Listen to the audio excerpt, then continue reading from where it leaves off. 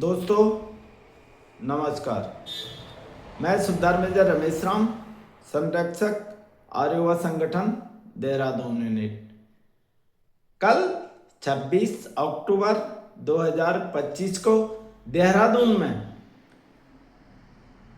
अखिल भारतीय आर्य युवा संगठन की एक विशाल बैठक हुई थी, जिसमें मुख्य अतिथि थे देहरादून जिले के मेयर और उसके अलावा अतिथि थे हमारे आर्य युवा संगठन के संस्थापक सूबेदार तुलसी नायर साहब और पूरे प्रांतों से लेकर के कई केंद्रीय कार्यकारिणी के पदाधिकारी यहाँ पर उपस्थित थे। अन्य इसके अलावा जो भी लोग यूपी से, हरियाणा से, दिल्ली से यहाँ पर पहुँचे हैं और पूरे उत्तराखंड के कोने कोने से लोग यहाँ पर पहुँचे हैं। हमें उम्मीद भी नहीं थी इतनी जनसंख्या यहाँ पर आ जाएगी। मैं सभी का आभार व्यक्त करता हूँ और उन बच्चों को जिन्होंने, छोटे छोटे बच्चे, इतनी बढ़िया प्रोग्राम किया। उसमें सबसे छोटी तो मेरी पोती थी और जिसकी उम्र सिर्फ 3.5 साल, लगभग 4 साल होने जा रहा है, और उसने भी इसमें इतना बढ़िया डांस लिया। सभी बच्चों को, उनके परिवारों को मैं धन्यवाद, और उनके बच्चों को जो इतना बढ़िया प्रोग्राम कर रहे हैं उनके माता पिता को भी धन्यवाद देना चाहता हूं कि, और उनके संस्कार यहीं से दिखते हैं। कौन किस प्रकृति में अपने बच्चों को पालता है, कौन क्या संस्कार देता है, यहीं से बच्चे संस्कार सीखते हैं। और हम आशा करते हैं हमारा आर्य युवा संगठन इन चीज़ों को बढ़ावा दे रहा है और देगा, आगे बच्चों को और सिखाएगा। अब आता हूं मैं कल के पॉइंट। ज़्यादा से ज़्यादा जो हमारी समस्याएं हैं उनके लिए हम संवैधानिक तौर पर काम करेंगे, रणनीति के तहत काम करेंगे। आगे भी कई केस किए जाएंगे अपने अधिकार लेने के लिए। दूसरा, कागजी कार्रवाई, जो भी हमारी समस्याएं हैं उस पर फैसला हुआ है कि राष्ट्रपति, महामहिम राष्ट्रपति महोदय से लेकर कई जगहों में वुमेन कमीशन हो गया, ह्यूमन कमीशन हो गया और उसके SC ST कमीशन हो गया। जितने भी हम कमीशन है, जिसका जहां बनता है वहां पर हम उनके लिए चिट्ठी लिखेंगे। अब रुकेंगे नहीं हम। उसके अलावा इसमें एक संघर्ष समिति का गठन किया जाएगा, जिसमें हमारे आसाम राइफल के बच्चे जो बड़े बड़े पदों पर हैं उनको भी इस संघर्ष समिति में और इस संघर्ष के लिए मिलाया जाएगा, और ज़्यादा से ज़्यादा लोगों को जोड़ करके और उनका सपोर्ट लिया जाएगा और आगे की रणनीति तय की जाएगी। अगर हमारे किसी व्यक्ति को, किसी पेंशनियर को, किसी को भी, पदाधिकारी को, कार्यकारिणी या ऊपर हमारे जो ऊपर बैठे हुए लोग हैं उन्होंने दबाने की कोशिश की, तो उस संबंध में भी बोला गया कि किसी की पेंशन बंद नहीं होगी। पेंशन कोई किसी की बंद नहीं कर सकता है। पेंशन नहीं, कोई नहीं दे रहा अपनी जेब से। हमारा जो इनकम टैक्स का पैसा करता है उस पैसे से सरकार हमें पेंशन देती है, और सिर्फ राष्ट्रपति को अधिकार है, ये फैसला लिया गया। अगर इसमें किसी की पेंशन बंद की जाती है तो इनको लेकर आगे की रणनीति बनाई गई, जो कि हमारे एक सूबेदार खीम सिंह साहब थे, उन्होंने DG साहब को चिट्ठी लिखी थी। शहीद का दर्जा नहीं मिलता है और एक्स सर्विसमैन का दर्जा नहीं दिया है असम राइफल को। जब तक ये दोनों चीजें हमारे को लागू नहीं होंगी तब तक हम जो शहीद होके आएगा उसकी डेड बॉडी रख करके फूकने जाएंगे, हड़ताल करेंगे। बिल्कुल सही लिखा था। इस पर भी फैसला लिया गया कि ये संघर्ष आगे बढ़ाया जाएगा, पक्का इसमें काम किया जाएगा। लेकिन इससे अलावा जो देहरादून में करना है, उत्तराखंड में करना है या दिल्ली में करना है संघर्ष, रामलीला मैदान में किस मैदान में करना है, कब करना है, इसके बारे में भी सोच विचार किया गया। बाकी बहुत सारे वीडियो डाले गए हैं इनमें, बहुत सारे वक्ताओं ने उसमें अपने अपने विचार व्यक्त किए हैं, अपने प्रस्ताव रखे हैं। सभी का मैं एक एक करके वीडियो डालूंगा, सब देख लीजिए। वीडियो को ज़्यादा से ज़्यादा शेयर करें, सब्सक्राइब करें। धन्यवाद। जय हिंद, जय आर्यवा। को सब कहे जाते हैं, हम तुम्हारे साथ हैं कहने को सब कहे जाते हैं, बात इकट्ठा होने की हो एकजुटता नहीं दिखाते हैं।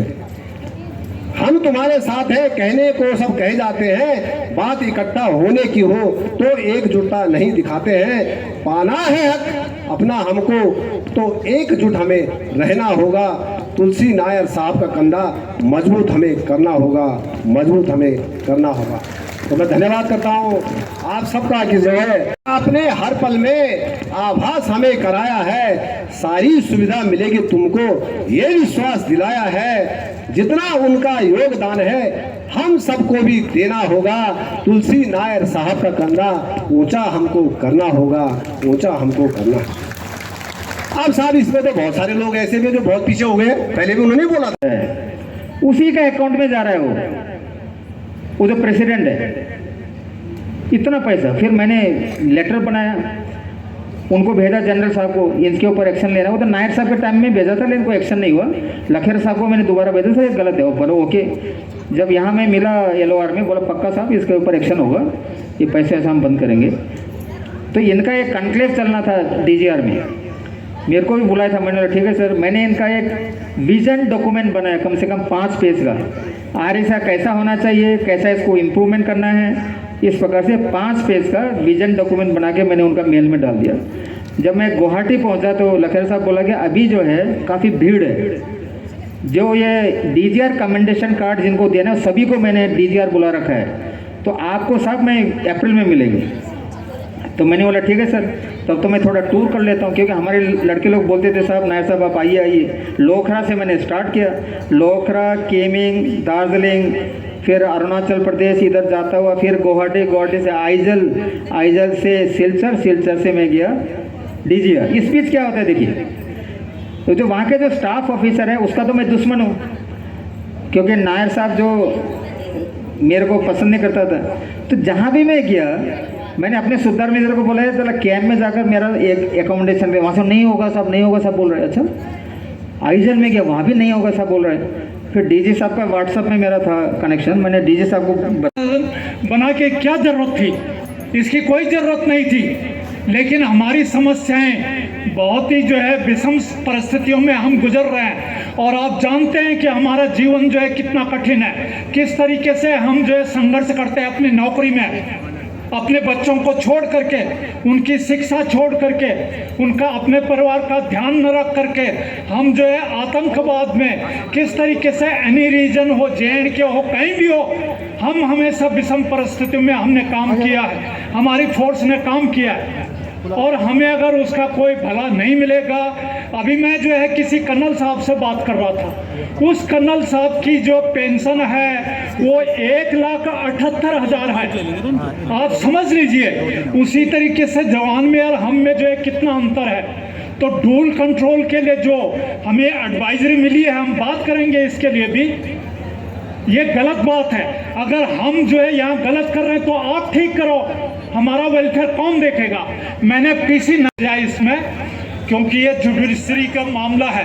और अभी मैं आग्रह करूंगा नायर साहब से कि हमारे वकीलों को जो है बहुत सुंदर ढंग से ब्रीफ किया जाए, और असम राइफल की असलियत, उसका इतिहास उनके सामने रखा जाए। वो पिक्चर उनके दिमाग में होनी चाहिए, जो कि उधर जो है इसको जो है प्रोजेक्ट करेंगे वहाँ आगे कोर्ट के पास में, हाई कोर्ट के पास में। तो मैं ज़्यादा न कह करके, आप दूर दराज से आए हैं, बहुत दूर से, मैं आपका तहे दिल से शुक्रिया अदा करता हूँ। खास करके इतने दूर आप जो है ठीक ठाक जो आए हैं, इसी तरीके से ठीक ठाक अपनी जगह पे जाएं और अपने बच्चों का ध्यान रखें, अपने परिवार का ख्याल रखें, और मिलजुल कर के अपने परिवार के साथ में जो है काम करें। आपके हस्बैंड ने जो कुछ कुर्बानी दी है वो आपके काम अवश्य आएगी, यानी आपको पेंशन या जो आपको मिलना चाहिए ज़रूर मिलेगा, बशर्ते अपने डॉक्यूमेंटेशन को ठीक रखिए। अपना जो डेट ऑफ बर्थ वगैरह वगैरह विसंगतियां हैं, इनको आप दूर करने का कोशिश कीजिए। और अरेवा कोई जो है दूसरी चीज़ नहीं है, अरेसा और अरेवा एक ही चीज़ है, बशर्ते समझने की फ़र्क है। अरेसा वाले बोलते हैं अभी एडवाइजर हमको दे दिया, अगर हमारा काम हो जाता तो हमें क्या जरूरत थी कोर्ट में जाने की।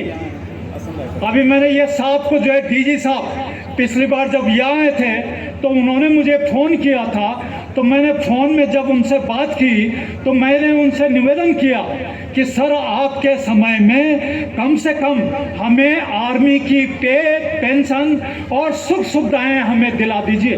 उन्होंने बोला मैं प्रयास करूंगा, यानी जनरल लखेड़ा साहब ने बोला मैं प्रयास करूंगा। वो मिट्टी भी क्या खूब थी जिसमें वीरों का लहू समाया था, हर बूंद ने तिरंगे को ऊंचाई पर पहुंचाया था। हम सैनिक हैं, देश हमारी जान है। हम सैनिक हैं, देश हमारी जान है। भारत माँ और असम राइफल की सेवा ही हमारी पहचान है, हमारी पहचान है।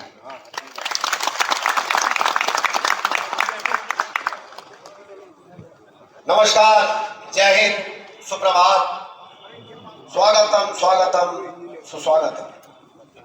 सम्मानीय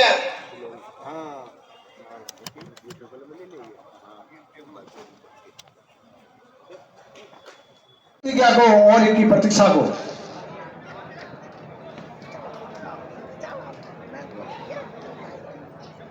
ये अधिवेशन के बाद जितने भी जिले के सचिव साहब और अध्यक्ष महोदय हैं वो इधर ही करेंगे। उनका जो है हमारा अध्यक्ष चाहे पहले सिर्फ जनरल सुशील कुमार साहब, जनरल कार्निक साहब के अलावा कोई हिंदुस्तान का कोई जनरल है ऐसा जो असम राइफल के बारे में दो बात करना चाहेगा। ये अपने व्यक्तिगत स्वार्थ के लिए आते हैं। लोग कहते हैं, मेरे को बहुत ने कहा है, जैसे शिकायत है हमको कि तू मोदी के जैसे भाषण करता। भाइयों बहनों, हमारा दुर्भाग्य है। हमारा दुर्भाग्य नहीं है तो क्या है बताइए, जवाब दीजिए आप मेरे को। हम नौकरी करते हैं, किसी और की खाना पानी हमें देता है कोई और। शर्म आनी चाहिए आप लोगों को जो बड़े बड़े तमगे लगा के आते हो और कमांड करना चाहते हो। घर आके भी हमें चैलेंज करते हो कि तुम्हारी पेंशन बंद कर दी जाएगी। अब दम है, मैं कहता हूँ मेरी पेंशन सबसे पहले बंद कीजिए। मैं सोशल मीडिया में भरपूर आता हूँ, अभी तो मैं फेसबुक में भी आना शुरू किया है। हम उससे फर्क नहीं पड़ता है।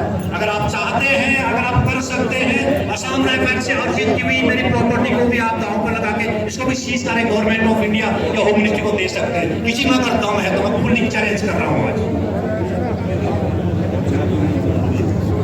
ये गलत धारणा इनकी आज से 50 साल से पहले। वाह, क्या बात है, जोरदार तालियां।